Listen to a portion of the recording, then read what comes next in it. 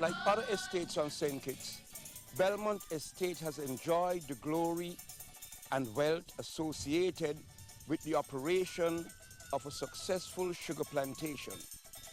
A picturesque drive from Bastia to the northwestern side of the island brings you to Belmont Estate, situated between the villages of Newton Ground and St. Paul's. Unlike other estates, Belmont didn't just receive its notoriety for being a leader in sugarcane production.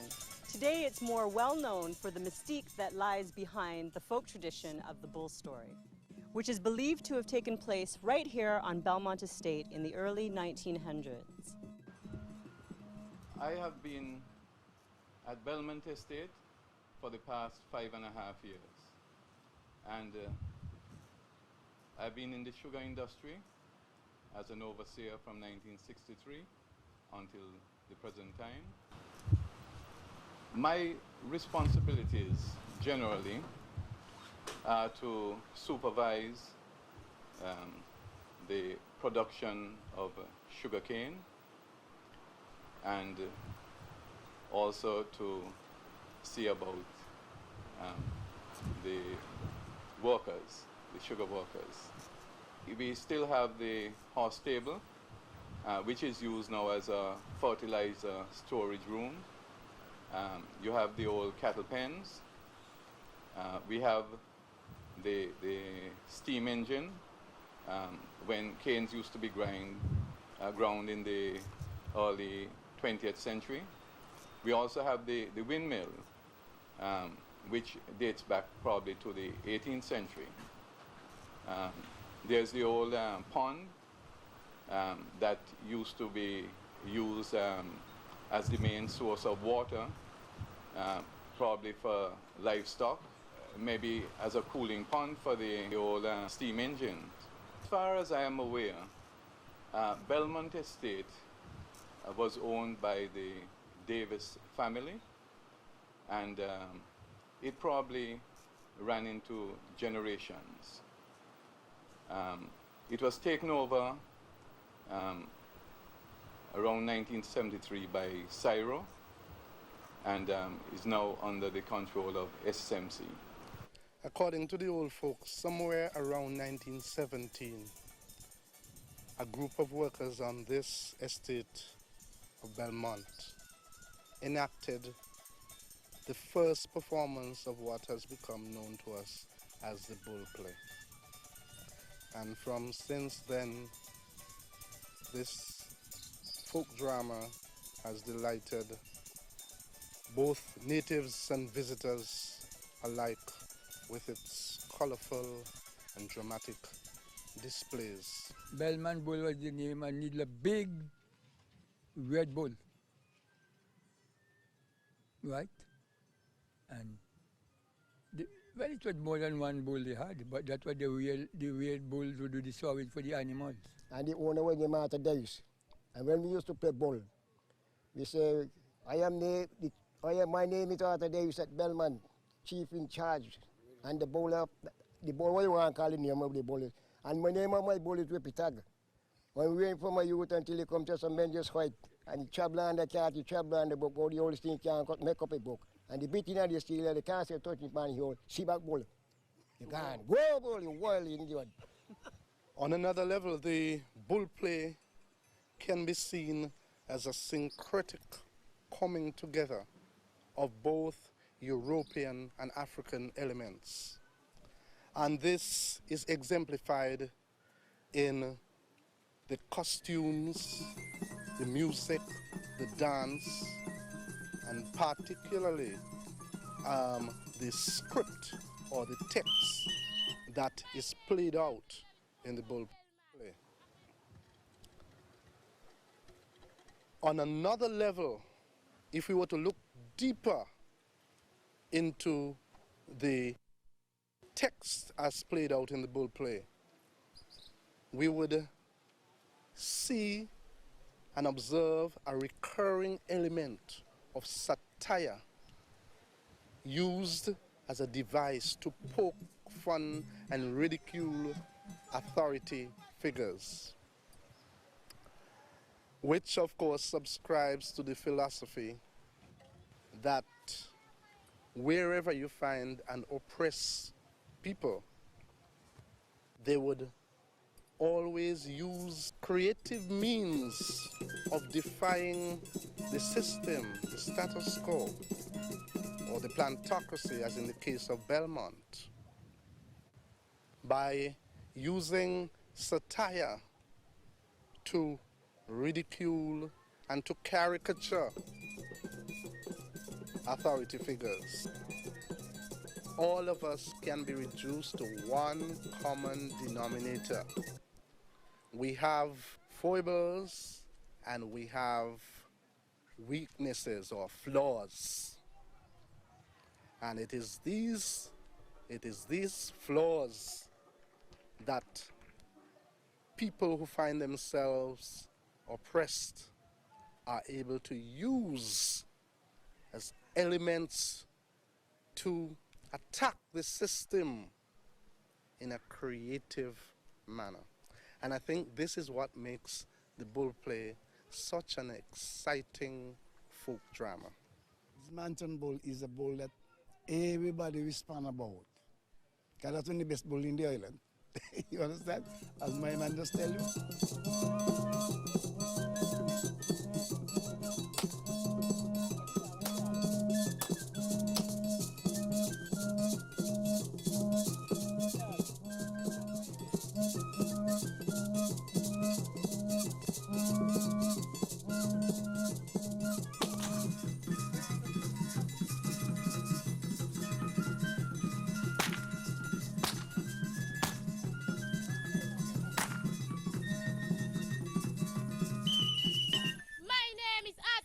Come from Belmont and my bull come from Australia.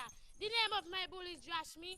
I wear this bull from you till it come from such a tremendous height. But the noising of the people and the beating of the drum can't touch me one bull.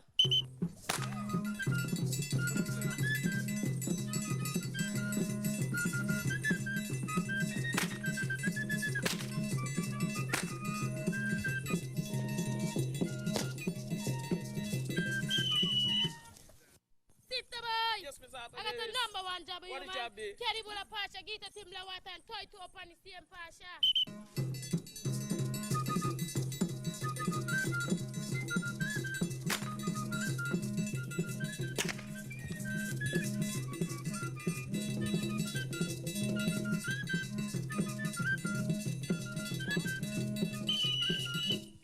After the so. To hell with you that. Give me trouble. You are help? Yeah, man. I want to send you work.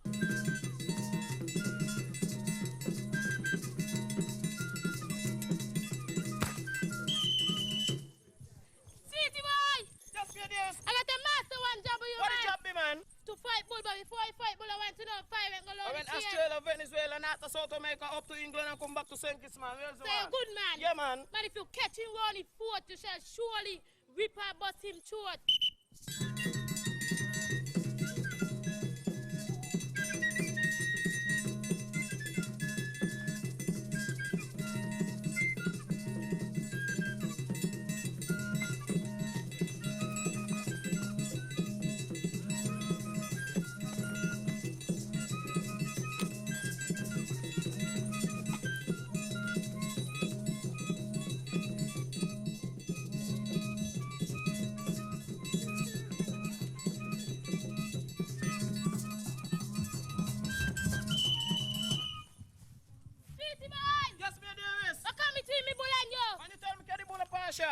Get a timber water and a timber grass. You make a flip at me and make a stab at him. And I catch you in the back and next thing straight to home. Send me the doctor.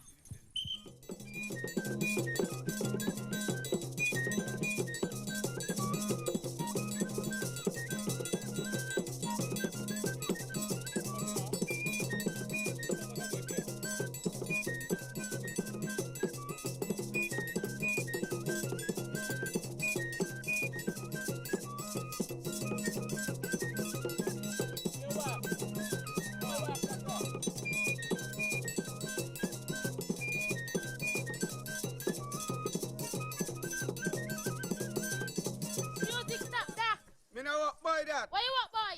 I walk by son. His son too hot. Me no walk by that. Where you at, boy? Pull me beers and you see me stop. But doctor, what is your name? My name is Doctor Come Again. He come like he bull. A problem. But doctor, what is your fee? Me fee £10.10 one time and he can just bring a young girl as she bed. How far you go down the chair, doc? I went hell, figure screen and reach right back in a saddler's lemon. So you're good then? Yeah, man. But doc, what you can't do, the lad and the dog will surely do your rest.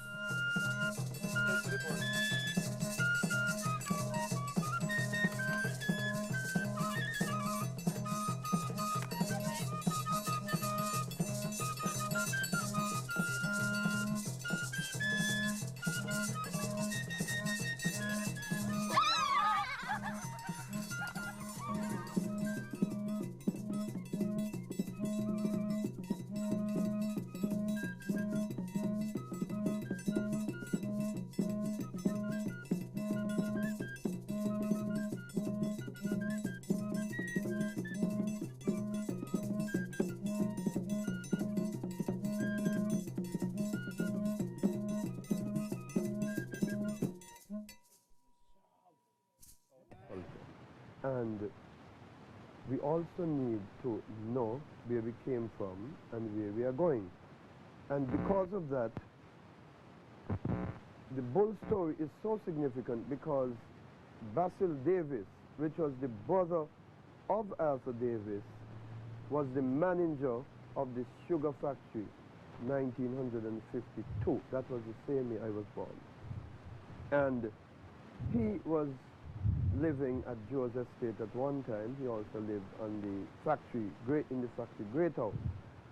But he was the only one to produce 52,000 tons of sugar, which is the most tons of sugar we had. So it was a combination of the sugar lands, it was a combination of the lifestyle of a person, the cultural aspect coming out from these people, and also from a historical perspective, because Belmont Estate was one of the more productive estates on the island producing sugar, because you could have rattooned the cane and the cane spring back automatically. So Belmont Estate was one of the more prestigious estates. Arthur Davis, as I say, he was always immaculately dressed. They wore their white, their morning coats, their leggings, their planter's hat. The museum was opened just about a year and a half ago. And it is in memory of the late Edgar Oscar Challenger. This is his property. He fought a good fight, historical fight, in the sense he was a historian. He was also the founder of the Labour Party, the first president of the Labour Party, president of the Workers' League to some extent, along with Tom Manchester. He was also president of the MIS Hall. So he was a very important figure, distinct figure in the community, or the development of our trade unionism in terms of our archives. It is an international museum because what we have, we wanted to show to Sinkis that from what you call the educational aspect of things which Mr. Challenger was involved in, we have a lot of historical documentation inside. We do a lot of research where you could find different lands and deeds and titles. The neglect of culture causes lack of love, because when people come here, you can feel this sort of what you call the heartwarmingness amongst them, because they come in and they reflect back on someone. Oh my, look at this, I haven't seen this for ages. My grandfather used to use this and so. And it all brings people back to where they were. You know, rather than getting yourself in trouble, you could come here, look at something, play a game of chess, a game of draft, a game of domino, and also be involved in a stage here where you can go sit, look at something here of importance, and also see animals of all description. We are inviting all the schools. We have a lot of school children come here. They pay just a small fee of $1 as long as they're under 12. That is nothing. We also have $2 as long as they're over 12. It's just a small fee because there are a number of animals we have to feed, and it's very, very expensive. It's not easy to maintain something of a high caliber. I'm desperately trying to ask for whatever assistance could be had from the general public. It's very, very important, because undertaking something like this, it's not an easy task.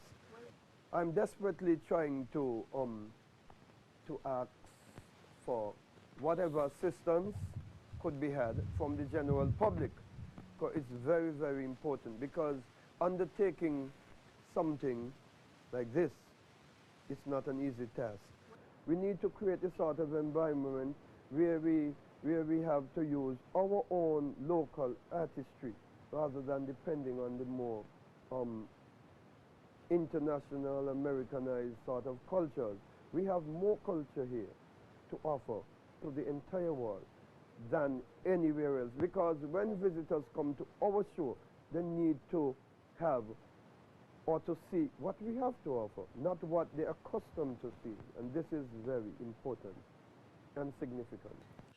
And there we have it, Kittitian folklore at its very best. So next time when you visit St. Kitts, make sure it's during Carnival in December, when you're sure to see the bull troop in all its glory. And next time we'll meet you on the beat. Culture beat, as so it goes.